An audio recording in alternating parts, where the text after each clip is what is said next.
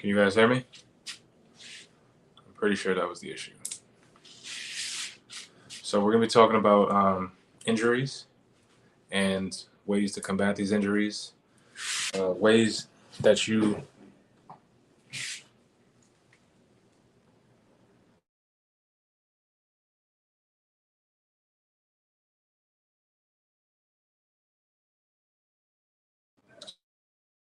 can alleviate these injuries, ways that you could prevent, just overall not falling victim to uh, the common injuries. So we're going to start with the feet at first. So a lot of people have tight feet, and what they don't realize is that the shoes they've been wearing since they were kids are hindering their balance and stability, which is going to in turn hinder their balance, or my bad, their strength and power. So, and just the fact of being able to obtain muscle mass because your body will no longer, your body will no longer function properly. So when you have tight feet, usually your big toe is not functioning optimally. So since it's not functioning properly, what's going to happen is your glutes aren't going to fire properly. And now your glutes are actually your core, which a lot of times that's why, like on average, when people work out, women usually tend to be stronger than men when it comes to doing like leg workouts and whatnot because they work their glutes for other reasons. But uh, it just goes to show you that that's your core. You know what I mean? So when you can properly strengthen uh, or properly, when you have proper articulation in the feet, then it makes it easier for you to utilize the rest of the body up the chain. If you're struggling at the base of the chain, then what's going to happen is you're going to compensate up the chain. In turn, that's going to lead to injuries. So flat feet and your arch, I'm not arch, flat feet and your big toe not in proper alignment is going to hinder just your overall strength, no matter what. Because you can always be stronger if you have um, proper articulation of the feet.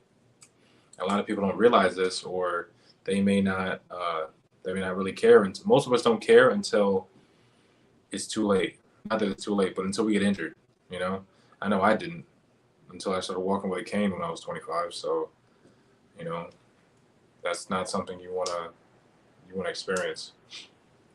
So those two, and what you could do is roll your foot out with a lacrosse ball. You can also, hop into the workshop, the pain relief workshop. If you're in the pain relief workshop now, uh, then you'll know that we're working on the feet, ankles, and knees at this very moment. And everyone there has had positive feedback, things that they've never done before, they're doing, uh, things in their feet that they've never felt before, they're feeling. So, just things like that, which will help you elevate yourself. We look at our parents and grandparents, or even great grandparents, and they look like they're walking on a tightrope.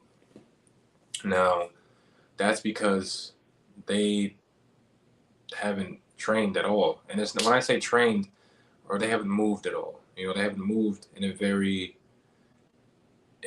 controlled manner. It's more of like, I guess, societal movement. I guess you can call it in the sense of waking up, going to work. Moving minimally. Move somewhere. You drive somewhere. Sit down. Go somewhere. Sit. You know, get up. Go home. Sit. I always tell people we start off as a river, then we go to a stream, and then we end up as a pond. Now the river flows, little kids, fresh newborn babies, all the little kids that you can't chase around because you're probably a pond at this point. So there's that, and then we get to about high school.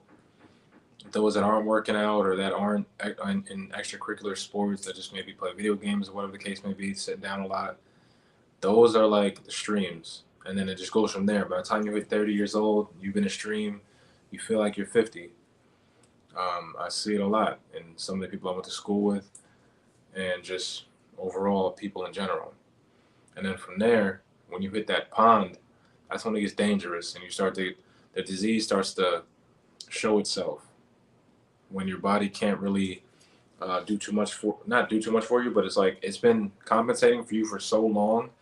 It's like at this point, it's like, yeah, we might as well just tap out because you're not listening. So, it's that. So all stuff like that comes from the feet, you know. So just be very mindful of what you walk on a daily basis, because if you didn't have your feet, which I know when I had rolled my ankle, which is one of the most common injuries, when you roll your ankle, to the outside, and you tear the ligaments. Now your knee may not go as far as you just recently had a swollen ankle. It's getting better. Follow the ankle area, working out. Must have. Right. So what you could do is uh, either go on my YouTube, and there is the go to the mobility section, go to the playlist, mobility at the bottom. Check out those exercises. Also, tomorrow or every Tuesday and Thursday. Tuesday and Thursday we have the workshop. We're still working on the feet, ankles, and knees. So if you're interested in that, tap into that. Um, click the link in the bio, or just message me. Either message Forever Fitness, or message my Facebook or Instagram, YouTube, whatever the case may be. We'll get you into there, because it's very important. Because I know when I had rolled my ankle, I had to walk with a cane, and I know it's not something you want to do. And even when you get it fixed, which is what everybody messes up on, when you get it fixed, like as soon as it's good, quote unquote good, when you don't feel it anymore, then you run it back into the ground, and it's like, well, it's just a nagging injury. It's not that it's a nagging injury; it's that you never fixed it in the first place. You just got it. You put a band-aid on it, to the point where it's like, all right, it's fine. And then you went and did some extracurricular stuff to test it out again, and it failed. So, does that ankle roll is something serious. You want to work on your dorsiflexion, which is how far the knee can go past the toe, or your plantar flexion, which is like, you see ballerinas standing on their toes. Like basically when you step on the gas pedal, that's plantar flexion. And then you want to work on inversion and eversion. Inversion is when you bring your ankle inward, and then eversion is when you bring it outward. I know I ran 10 miles before with my friend Ash, and about 4 miles in, I realized that I haven't really been working my inversion and eversion. We compensate. We work on specific things, like literally specific things, and we don't work on anything else. Just like I posted on my Instagram, my Facebook today about how, if you want to increase your bench, which honestly I wouldn't even recommend you barbell benching if you aren't mobile enough. Just like I wouldn't recommend CrossFit to people that, like say you work 9 to 5 and you're sitting all day. I wouldn't recommend you compress your body sitting all day and then go to the gym and compress your body some more. You need to understand mobility, the way the body moves, and then from there, then you can, start incorporating other things. But let's work our way to the chain. So now let's get to, what is it, the knees? Knees. So we want the feet and the ankles. Basically, get you some toe spacers. Where did I put that? Get you some toe spacers, right? And then do the alphabets with your ankle too. That in itself is going to help you. Then when it comes to the knees, a lot of people have stiff knees, torn meniscus, just knee pain all around. So a lot of things that are beneficial toward that is lubricating the knee, rotating the knee. A lot of people don't really know what knee rotation is. If you go through my Instagram, Facebook, YouTube, all the above, you're going to see knee rotation. A lot of people don't know the knee rotates, and that's dangerous. What you don't know can hurt you. So be mindful of that. One of the most important things, just for about everybody, because we all have tight hips. Like if you can't do a split and a straddle, you have tight hips. All right. So in week 2, we're going to be doing what's it called? Week 2, we're going to be doing hips, all hips. You're going to feel like you got a new hip replacement in the workshop. So make sure you tap in with that. If you join late, it's fine. I'll give you the rundown on what we did before and the exercises to do. This way you can, you can do them. Uh, when you have tight hips, what happens is your body can't digest food properly. So when you can't digest food properly, your body can't run optimally. And then from there, for every man, um, for every individual, every male that has went through my course, they've all told me that their I guess male parts are working a lot more efficiently, and it's because now you've opened up. Your hips aren't so tight and constricted, so now everything in that region is going to be flowing and functioning a lot better. So always be mindful that you don't need a pill, you don't need whatever meds. You need to understand and learn your body because your body's telling you what it needs and you're just ignoring it. I noticed I used to ignore my body a lot and then it started to break down. So, just if you don't know where to start, um, either the workshop, my YouTube, whatever the case may be, uh, just Instagram, Facebook, all the stuff that I post, I don't post stuff to like show off. I post stuff to help people so they can elevate so that they don't have to go through pain. I went through enough pain in my life from the age of what, 16 to about 25.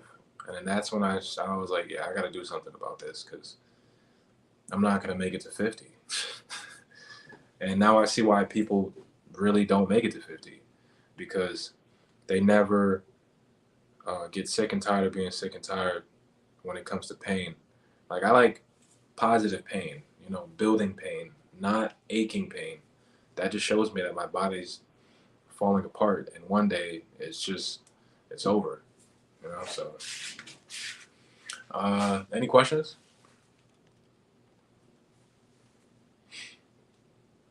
We're gonna go over on the next one. We're gonna focus on the spine, scapula, shoulder, elbows, forearms, and hands. We're gonna do upper body, lower body. Uh, one of the one of the most beneficial things that I would say for you before we get off here is learn to get into a deep squat. Now, I would say if you can't just get into a deep squat, hold on to, like, I had somebody in my class today. There was a pole over there, and I was like, go to the pole, and I want you to walk down the pole slowly and gently, and make sure you stay on your heels. Really stay on the tripod foot, which is the base of the big toe, the base of the pinky toe, and your heel. All right. So whenever your trainer tells you stay on your heels, tell him you don't know what he's talking about. I'm serious. Because all that's gonna do is push all the weight into your hips. I did that for years. I'm just a product of, like, basically, basically, I've been doing that whole don't put your knees over your toes thing. I mean, that works fine for some people, yeah, but I'm almost pretty sure those people have extremely tight hips unless they understand the way mobility works and they've been working on it way beforehand. See, I tell people, I did everything backwards. I started lifting weights first. You shouldn't do that. You should do, really, you should do uh, trigger points, nerve flossing, mobility, yoga, Pilates. Well, really, mobility encompasses all of that, but I'm just going to break it into certain portions. Do all those things first, and then you should do calisthenics or weighted calisthenics.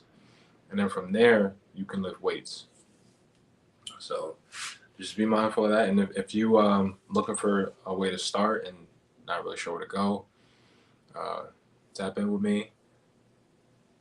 What is that? This is true. Sugar said deep squat is well needed. Yes, definitely. I've been doing deep squats for like 15 minutes a day recently. Actually, I haven't done it in 2 days, so I'm kind of lying. But before that, I was doing it 2 days before that, and I did like 5 minutes today. Sometimes I don't actually count the minutes I do, but The first time I did 15 minutes, it was so hard to get up. It's definitely very difficult. But with time it'll get easier. If you could only sit it for 10 seconds, that's fine. Start off with 10 seconds. Slowly, slowly but surely. Add another 10 to it. Maybe do 5 sets of 10 seconds. Maybe 5 sets of 15 seconds. 5 sets of 20 seconds. Even 5 sets of 5 seconds. You got to start somewhere. Don't just be like, oh well, I can't do it, and because then there's gonna come a point in time where you really can't do it, and then at that point, it's kind of too late. But yeah, I appreciate you guys for tapping in. Till next time, next Wednesday we're gonna be talking about upper body with injuries. If you have any comments, questions, or if you want to join the workshop and you can't seem to find it, just put a comment here and I'll get you situated. I appreciate you guys. Till next time.